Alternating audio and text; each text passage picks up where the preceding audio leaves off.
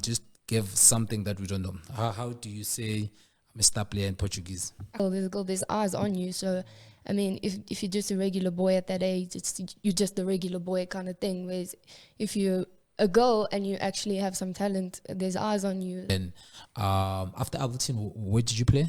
He makes sure he's here for my games and he's very supportive with everything. This is Omnisport Africa.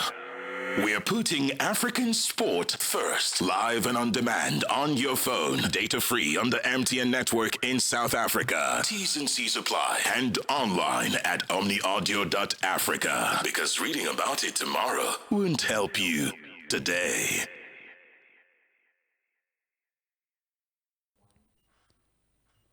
Bafowethu, welcome into another epic episode of uThando Lwe Bhola. This is where we hunt down the love of football. Welcome to everyone all over the country, Bafowethu, also all over the world. We are getting so much reach outside the country. People from Zimbabwe, people from Kenya, they're loving our content. Shout out to everyone who's also been subscribing, as always, and giving comments and sharing, and most importantly, giving us the ideas of who should we be bringing into the studio to really find out about how the future actually looks for them. As you know, that the future has been absolutely bright. I mean, you're talking about both girls and boys. They're doing absolutely amazing. Currently, the under-17s, the boys are currently in Morocco, making us proud. I mean, you look at the girls as well. They're just doing amazing as well. Talking about the girls, today we have a girl who has been on my radar. I've been watching her consistently. She's been one of the exciting players. When I look at it on the page, it's like I'm watching Phil Foden. For those who are usually watching Manchester City, there's a player called Phil Foden. He wears jersey number 47. We're having the similar player at could be the same age, but not. But the storyline is the same. I mean, when you look at Phil Foden, how he started his journey, it's the same way as the girl that we have onto this studio. Without wasting no further time, let me introduce our player.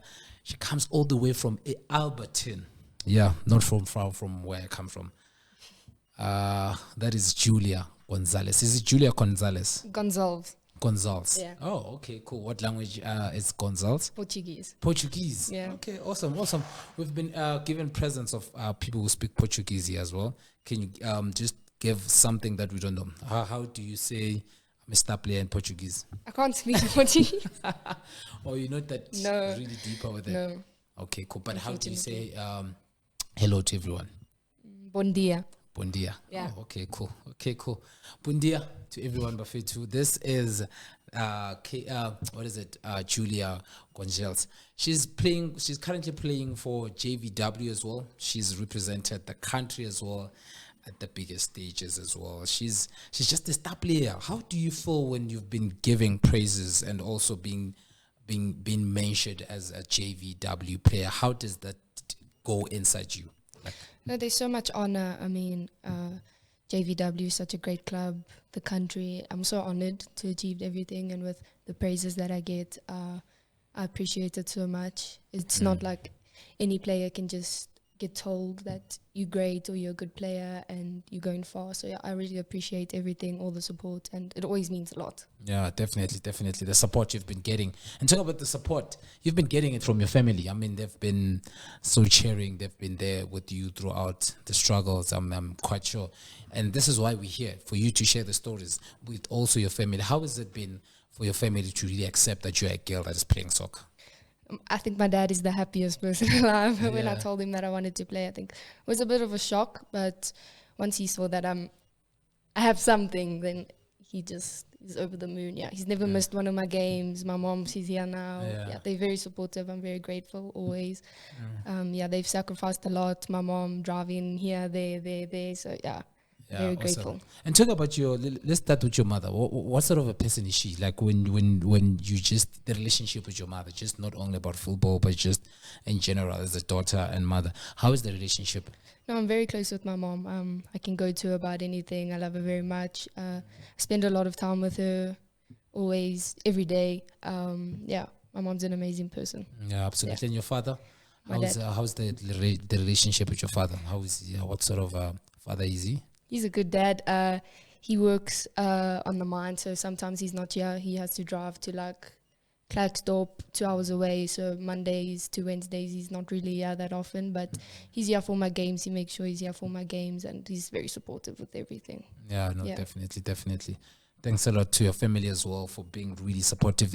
Are you the only child that they have? No, so I have an older sister and an older brother. Oh, are they all playing soccer as well? Or My brother played when he was younger, but not anymore. My sister, no. Okay, and how's the relationship with your siblings? You know, the fights, the family feud, you know, who's washing the dishes, who's doing what? How is the relationship with your siblings and everything? Unfortunately, they're much older than me. My sister's 22 and my brother's 30. So my brother doesn't live with us anymore. He has his own house. So I don't really see him every day like I do my sister. But me and my sister don't fight that often. We love each other. Yeah, awesome. Now, Yeah. 5 years ago, it was not like that. We'd fight every day. But yeah. My brother's the biggest Arsenal supporter and I'm the biggest Arsenal supporter. So we bond over that, Yeah, that's good. When they see you on TV, what do they say? I mean, like, it could be something else. I mean, they see you on the couch. The next thing they see you on TV. And how do they feel? Like, how is it for them that they always seeing you on TV, and also not just on TV, when they're in the grounds as well? You know, what really happens when you ask them or when you see their reaction? What sort of reaction are you getting from them? I feel like they're proud of me. They're proud to call me their sister. And that feeling is just like one that you can't explain, because your siblings, it's always a competitive environment and they want to be like, you know, who's mom's favorite type of thing. But I think they're so proud and they support me. If there's a live game, they won't even watch on TV. They'll make sure they come to the stadium. My brother, he works every day on the weekend, so it's hard for him, but he watches me on TV and he'll record me while he sees me. No, awesome. That's a beautiful story to share regarding the family and everything, which is quite good. You know, I mean, you know, when you're playing and you're seeing your family there and you're scoring and everything, it's amazing. I mean, recently you guys scored through a corner kick in the last minute, and you brought it in, and there was cheers, and I could just imagine, because I was with my dad and he was screaming, and I could imagine if that's your dad, it could be something amazing. And talking about football, let's just engage about where it all began. You know, when was the first time you really actually realized that I'm actually good at soccer? So I was playing with boys. I'd recently just moved schools to Eska, and the team there, it was like 2 minutes away, was Wanderers Warriors. So I went to go play there with the boys, left JVW, and we were playing. We were second on the log. We were unbeaten, and the season was going so well. I was in the A team. I was very close with all the boys, and then we got district, so like Northern, Gauteng. So they came and watched games and selected players, and I was one of the few that they selected, and that's how it was. Yeah. And let's also start from the first team. What first team did you play for? Like the first team that you actually played for? It was Alberton Football Club. Alberton Football Club. Just dwell on that one. Yeah. Like when you firstly went there, how was the energy? What really comes into your mind when you're thinking about Alberton and all the people that work there? How was it for you? So my dad was actually a coach. He coached like the third team at the men. And he'd always take me to his games. I'd go to trainings with them, join the trainings. And I was kind of like the water girl. I'd supply them. So it was a family there. That's actually where I got my first trophy. They gave me a trophy for being the best water girl. I was like 9 years old, and then I started playing. And then I went into under nines, started playing, and it was wonderful. Yeah, it's a big, Alberton Football Club is a big family. If there's a game, the whole club will come and watch that game. Yeah, awesome. Is it the same team that Kat played for? Yeah, she told us a lot about Alberton Football Club. Yeah. Is it, if I'm not mistaken, is it yellow? Yellow and blue? Yeah. Oh, okay. It's still there. There's one of the boys I was watching them not so long ago. Really good club. Really, really good. They reached the finals, the boys, against Joburg City. So, good. Very good. They've produced a lot of good players. Yeah. Still, there's a boy playing for Chiefs, Tuto, that I played with. Okay. in under nines. There's another boy playing for Sundown. So yeah, they produce very good players. Yeah. For you at that time, how was it? How were you able to also accept yourself that you actually playing with boys instead of playing with dollies and just, you know what I'm saying? Like, how did you find an acceptance from yourself? So I was very fortunate, actually. The boys that I were playing with, they were like brothers. Like, it wasn't like a thing like she's a girl. Those boys, I'm still friends with them, some of today. So yeah, I was very fortunate that I was in that environment when I started, because it wasn't like I was isolated kind of thing. So yeah, it was hard, obviously, being a girl. Mostly when you played against the opposition, because they'd be like, let's target her or whatever, something like that. But it never worked, because my team, we fought together. So yeah. How were you able to fight that you actually raised a good thing? I mean, sometimes it might be kind of destroying thing, or it might be a motivation that you are the only girl and they see as a target, and you end up being good. How do you actually shift your mind into making it a positive thing to bring out the positive impact out of it? Well, I mean, when you're walking in the room, they're like, there's a girl, there's eyes on you. So I mean, if you're just a regular boy at that age, you're just a regular boy kind of thing. Whereas if you're a girl and you actually have some talent, there's eyes on you. That's a big, good thing, because it's not common with young boys. Yeah, definitely. And what was the biggest thing that you've actually achieved about Albertine, and what sort of message and a thankful thing that you like to give them for making who you are as well? Yeah, the coaches that I met I still remember them to this day. Some of the best coaches that helped produce what is today. So I'm very grateful. And no, definitely. And then also let's just get into also when you just then sort of like progressed into the next step, which is then after Albertine, where did you play? So Lauren actually contacted my dad saying that they have a girls club, and I went to go train there for a year. Yeah, for sure. At that time, they only had two teams. They had the first team, and they had an under 16 team. So I went to go train with them, and I was like 9 years old. Oh. Yeah. Yo, so been there. Yeah. Yeah. And then okay, so I just want to go back a bit also back. You saying Lauren, so you playing there? Yeah. Okay. And then and when they saw you playing there, what really happened? What sort of steps was taken for you to actually go there? Well, it was between my dad and Lauren. I think she messaged my dad saying we do have a girls club here if she wants to come and try out, obviously. And yeah, I went there the next day, trained, and I really enjoyed it. And I spent the next year there training with them. Yeah, definitely. And then for you, then we are now getting into that beautiful place that they're training on. You're getting in there. How was the energy for you? Like, how did they accept you? And also for you, what was going through your mind? I'm sure you must have been scared and out of nerves. Yeah. How was it, and how were you able to handle it to perform it the best, so that they ensure that they actually scouted or saw someone good? Well, they were very welcoming. Some of the girls there, Jessica Wade, she was there. She's in my team now. Taylor, she was there. She's in the first team now. So I'm still very close with a lot of them. And it was weird. It was very weird going and not being with boys. The environment, obviously, it's very different. Boys and girls are very different. So it was different, but it was a stepping stone. And I'm still at JVW today. So yeah, I think that speaks a lot. And I'm sure you were seeing faces of the girls that were actually playing already at the highest level that you're also seeing on TV and everything. When you approached them, how were you like, what was the energy that you received back? Like, what were the things that they kept saying that also motivated you to actually remain there and be there? So I actually remember this very clearly. Gabriela Salgado just represented Banyana now. She came to one of our games and she saw me, this little girl running around on the field, and she's like, this girl actually has something. And ever since then, I've been close with Gabby. I'm very close with her now. She used to tell me, like, just keep pushing all the time. Like, you got this. I think she saw a bit of herself in me, because she's also from the South, Alberton. So, yeah, she's been very supportive. Another name is Mamelo. She plays for TS Galaxy now. She was at JVW there in the first team. Yeah.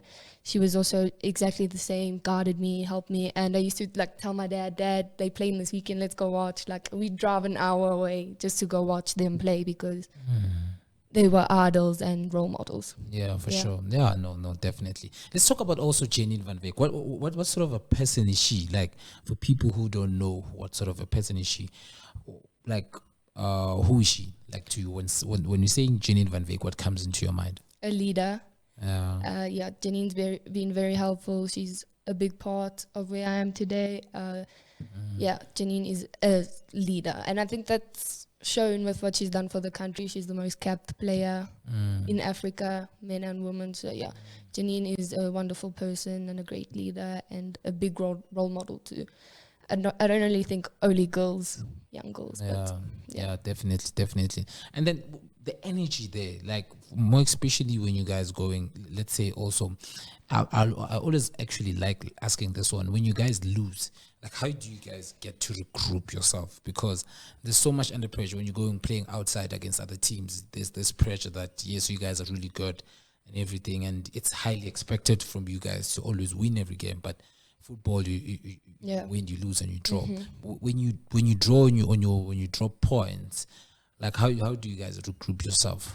It's tough because we competing for the league, and after the game in the change room, it's very tense. Everyone's kind of disappointed. We most of the time last season when we had not good results, it was from mistakes and our own doing. So it's very tense. It's like a normal change room after a loss, But next training session, everyone has thought about the game. They've watched the game on their own. We do analysis together as a team, and we see where we went wrong, and we move forward from that. We work on those mistakes. We prepare for the next opponent, because in this league, there's not really time to dwell on what happened. We can fix our mistakes and stuff and get ready for the next opponent. Yeah, definitely. And you've moved into the first team, and something amazing, beautiful. I've seen you quite a lot at the Sasso League. You're pretty doing well. One of the girls that you could see that, wow, this is good talent and everything. Then you moved into the first team. Like when you, right now also, I'll just speak about the present moment.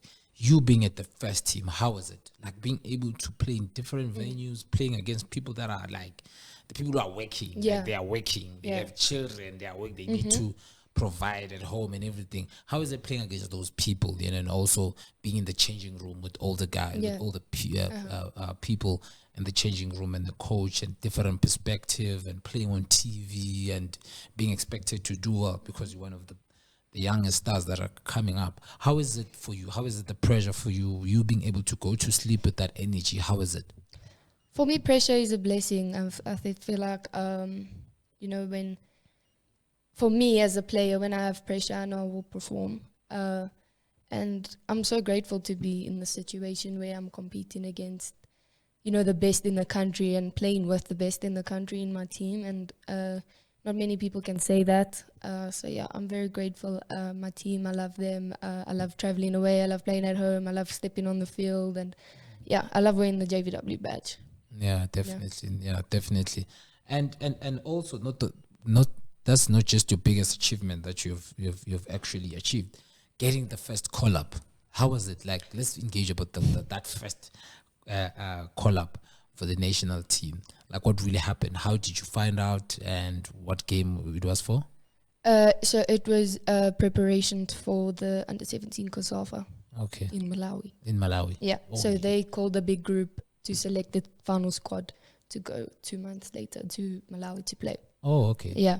Did you find out like us, or did they call your mom? So I was actually at school. My dad got a message from Lauren saying that I've received the call up, and I need to. So it was very actually late. I needed to go that day to camp. So then I said, okay, I left school straight away. I went home, changed, packed the bag, went on camp. I was very nervous, but I knew a few teammates were there, so that was at least comforting. Casey was there, and it was scary at first. Coach Shorty was the coach. I remember it very clearly. Coach Dunga was the assistant coach, and it was scary, but it was all worth it because and then later they selected the team of 24, and I was in the final squad and traveled to Malawi to play in that under-17 COSAFA that we actually won.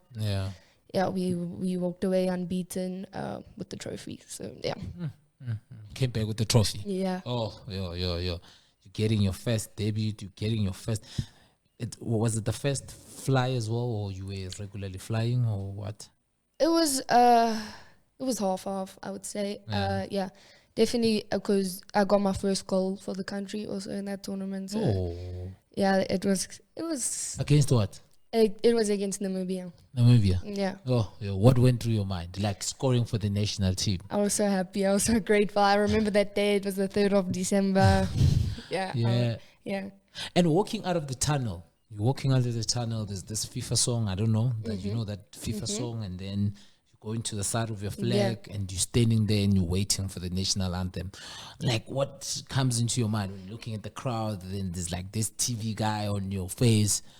What was going through your mind? It's nerve-wracking, especially for the first time, It's very scary, but I feel like as a player, I mean, every game, I'm nervous before every game. There's not one game that I've played where I'm not nervous for, but as soon as I step onto the field for warm-up, all those nerves go away, and then walking out the tunnel to that FIFA song, like then, I was so scared. I was so scared, but yeah. No, definitely, and you guys made us proud. Came back with the trophy, and also I just want to engage about the biggest achievement also that I've seen you, and we spoke about outside, and that's the Paris Cup. And you also went there to not just win the trophy, but also beating the enemies, which is Mamelodi Sundowns. And then also on top of that, you got the best player of the tournament. Yeah. Can you just speak about that? Like, when I'm saying this, what comes to your mind? Yeah, it's so memorable. That team that went to Pirates, I think we were so close because we knew we were coming against teams like TS Galaxy, who bought their first team. That was just Hollywood Bets players there. Sundowns came with a few players that have won a CAF in their career. So we were like, we knew that we needed to work hard and work together if we wanted to achieve, which was our goal, which was to win. And yeah, I think that's what we did. Yeah, it was a great tournament. I really enjoyed it, the way it was set up. It was just great. If you compare it to other tournaments, it's definitely top of my list. Yeah, just everything about it. And then obviously the cherry on top was winning MVP. Yeah, the MVP one. Yeah. That was actually my first time engaging with you also closely, and you were so kind. I offered to do an interview. You were so kind to do it, and it blew away. When you saw yourself also through my TikTok and everything, like, how was it? How was it for you at school and, and everything? Yeah. I'm sure you was just quite... Yeah, it was weird. Like, I'd go into class and I'd walk in and be like, my fair to Saint-Ian. Because they all obviously saw the video, because quite a few people saw it. So yeah, it was cool. It was exciting. Yeah, definitely. I was so happy for you. I was like, wow, such a baller, such an incredible. I mean, you guys also, you had good players. You had like the Caseys, you had Shorty as being the youngest player to also even score. I think it was quite a good squad and everything, and when you look at it, like, what is the difference between the first team and the Sasol and also the GDL? How is the structure there? How's the footballing, like, when you look at it for JVW and its growth and how it contributes to the national team? Yeah. Like, how is it there? Well, I mean, JVW has a team in each league. So I don't think there's another women's club in South Africa that has that. I mean, there's the under-13, all the GDL leagues, there's a JVW team. Regional League, there's a JVW team. Sasol, there's a JVW team. And then obviously the Hollywood Bets. So I think that speaks a lot for what JVW does for the national team. I mean, a lot of players have grown from JVW. A lot of players, youth players, have started off at JVW and then left, like Kat, and there's a few of them. So yeah, I think JVW is built in such a way that helps you showcase what you have and what you have to give. Yeah, and just not talking about JVW, the standard of football now, I would say it's growing. So I want you to testify for me, how do you see the growth of women's football, and where do you see it in the next 5 years when you look into it, and family members now, they're starting to accept that their kids should play soccer, especially the girls. How is it? How is the standard, and where do you see it in the next 5 years?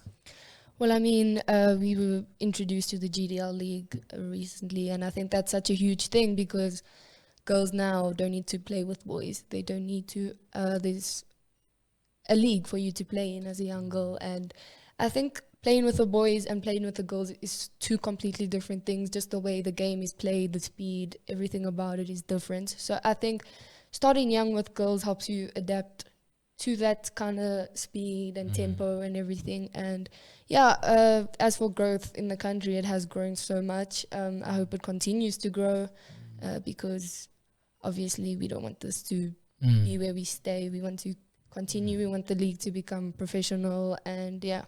Yeah, definitely. And when you look at the under 17, the under 20, you guys are the ones that will have to go and represent us in the FIFA World Cup, and most probably even defend the AFCON as we are the current AFCON champions. You know, what like when you see yourself in that program, like how would you like to contribute in towards it to ensure that we win the World Cup and we defend that AFCON?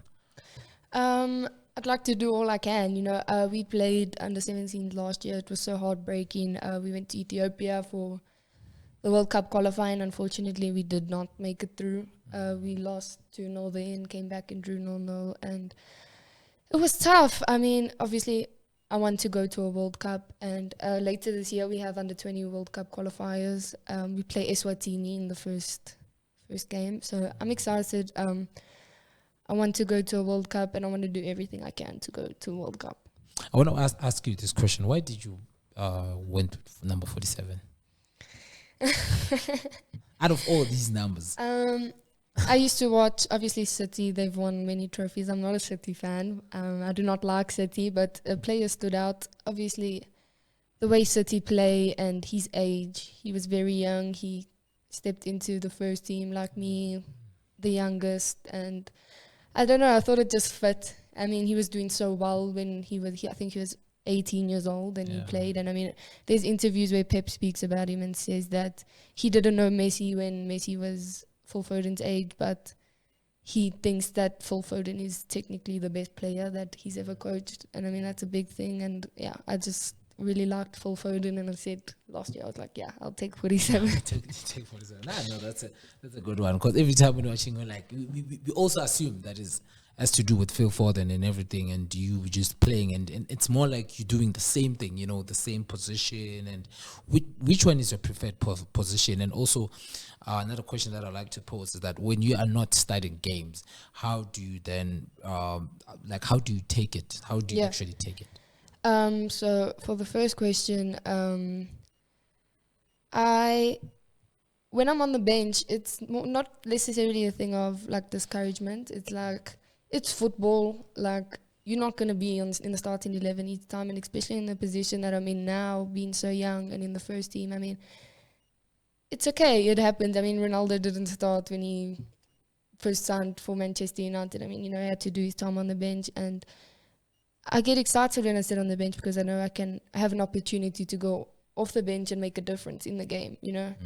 Yeah, so, yeah. And my preferred position, I'm okay with anywhere in the midfield. I don't mind playing defensive midfield, attacking midfield, or just central midfielder, but I like to attack. But right now I'm playing as a defensive midfielder for JVW, so... Yeah, I don't mind any of those three. I'm okay with. Yeah, awesome. Which sort of a player just you're always looking up to, or not just looking up to, but a player? I mean, within the JVW right now, like the player that you bond with, the player that you know when you're not okay, you firstly go to, or something like that. Which player are you really bonding with? It's definitely Gabby, Gabriela Salgado. Yeah, we play PlayStation together. When there's something wrong, or when I feel like I need to know like what more I can do to get in the starting 11. Gabby's always there, and I'm always with her at training. We speak every day, so yeah, definitely. Yeah, she's a big role model in my eyes, and she was 5 years back when I first started. So yeah, very very good player, very good player. Yeah, she's a traveler. I like the content as well that she posts on social media. You know, just inspiring other people as well. So yeah. Shout out to you. I just want to speak then just a bit of off the pitch. Like, how do you just get to forget, just switch about football. Yep. How do you do that, and what sort of activities do you actually do? I really enjoy playing PlayStation. Oh, okay. Yeah, that's something. I like being with my friends. Yeah, that's the main two things. I don't really have a big hobby that I do apart from soccer. Most of the time it is just soccer, but to escape it, I'll just chill, relax, play PlayStation, swim, Yeah. Yeah, for sure. Do you listen to music? Of course I do, yeah. What sort of music do you listen to? I listen to all types of music, except rock. I don't listen to rock. Okay. But yeah, I enjoy amapiano, I enjoy rap, I enjoy hip hop, I enjoy everything. Oh, so you listen to amapiano as well? Yeah, of course. Love the rhythm and everything. Definitely. And you mentioned you spoke about PlayStation and everything. I'm also a gamer too.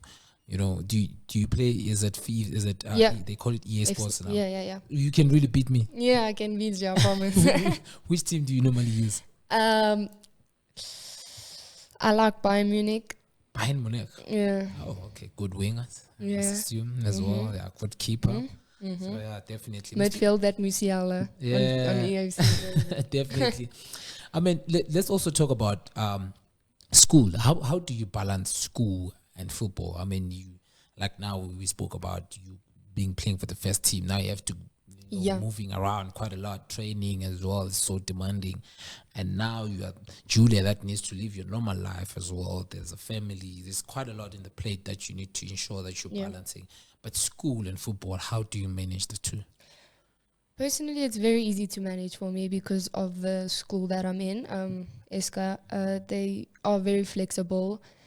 I mean, if I need to be at school for 2 hours, they will help me be at school for 2 hours and then go to training. Like, if I have morning sessions at JVW, it's very easy for me to go train and then go to school after. Yeah, it's very easy. I mean, obviously the work, training times is kind of hard because it's late in the evenings because our players work. So that kind of is hard because sometimes when I have homework, I don't want to do it straight after school and then I try and maneuver it later. But yeah, it's quite easy for me to manage. I feel like I do a good job at balancing schoolwork and football. Yeah, definitely. And then there's also the social media part where now you need to also deal with it. Yeah. Now people know you, and you've also mentioned that people, when they saw you, they say Fit and everything. How do you get to deal with that to ensure that it doesn't get into your head or become a big-headed player that looks like I'm feeling myself or anything? Yeah. How do you deal with that? Well, I feel like being told you a good player and you go in places is words, you're the one that's in control of your own career and you need to make that happen. No one is going to tell you or take you there. You need to do that yourself. And I mean, getting told all those things for me, it's a blessing, but I know what I need to do and I know that I need to keep my feet on the ground if I want to achieve that. And yeah, I'm a good player now, but I need to be a great player then. And yeah, so. Yeah, definitely. Football might not be a thing that you, for now you are into part of football in the first team and everything. How do you ensure that maybe, let's say, also after football you need to take care of yourself? Have you looked into that, and what are you looking to do also besides football? Are you considering to study, go to varsity or something like that? So studying is definitely a possibility for me. I think I'd go overseas to the United States and study there because it also gives me an opportunity to play soccer at the highest level. Yeah, I've definitely looked at studying and it's definitely a possibility. It doesn't sound like a bad thing. I mean, I've never liked school, but with the possibility to grow in soccer and study at the same time, I mean, that's huge. Yeah, it's definitely huge. In the next 5 years, when you're bringing you here again to engage with you, what should we expect? Like in the next 5 years, what should we expect? You're coming back, you're sitting here. What should we expect? Hopefully I'm a bit taller. Yeah. Yeah, but I want to grow and I want to be the best of the best. I mean, I feel like I will achieve that if I put in the work and I keep my head down and I just keep going with what I'm doing. I feel like I will get there. And yeah, that's what I can say. I mean, it's definitely up from here. onwards and upwards. Yeah, definitely. Do you see yourself playing overseas, playing in the Champions League, winning the World Cup, coming back with the Ballon d'Or? That would be so cool, sitting with the Ballon d'Or here. And that would be so amazing. I've already received a few offers from clubs internationally, but for us and my family, the most important thing is just getting my matric here in South Africa and then looking to go, because especially in Europe with the language barrier, it's very hard. But yeah, I can definitely see myself playing overseas in a Champions League, 100%. Yeah, definitely. Banyana, how many caps do you wish to just manifest for us, dear? How many caps do you wish to have? I mean, we just seen Carolyn Swart just got 50 caps. We just see, I think it's, who is it? Who is she? She plays at JVW. She's a veteran. I think it's something. She got 150 caps. Noko, as well. So quite a lot that comes from your team as well that have really got good caps. In terms of Banyana, what can you say about it with yourself as well? I want to be there, obviously. International football, playing for your country is such a big thing to have. And I want to be there. I think I will get there. I just need to keep pushing. And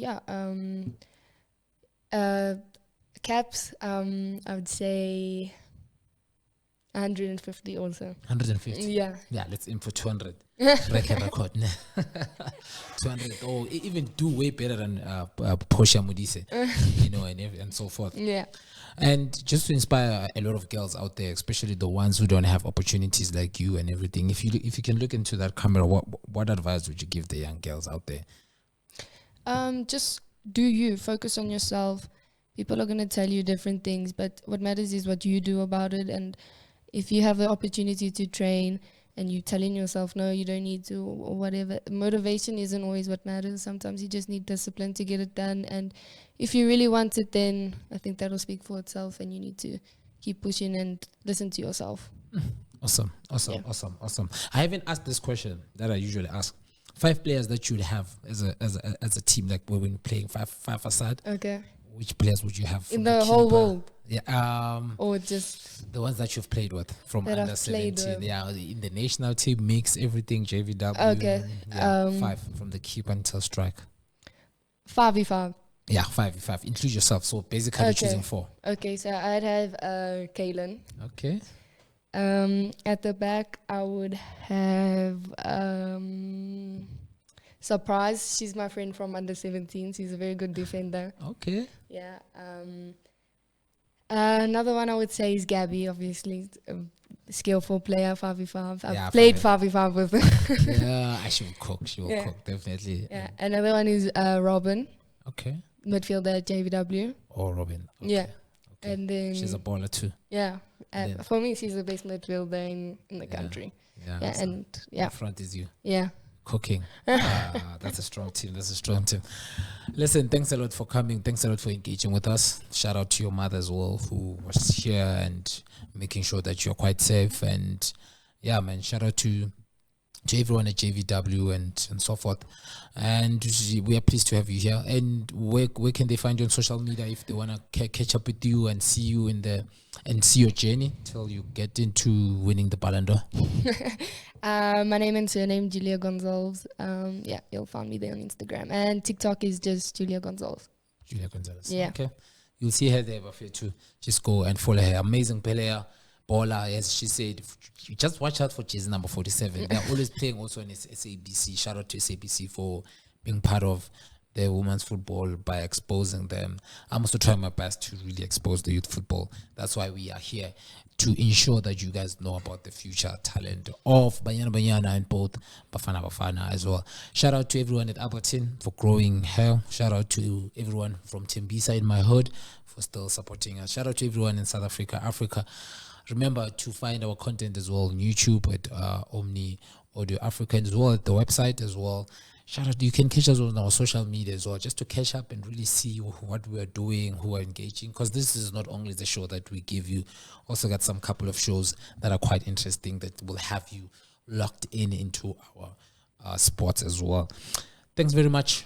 I am just out of here. I just want to, I'm just hoping we were gonna have the future that is too bright. Paris Cup is coming. Do you think, guys, you're gonna defend it?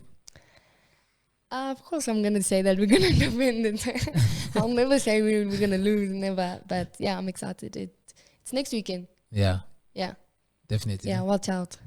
Thanks a lot. Yeah. Thank Thank you. Thanks a lot.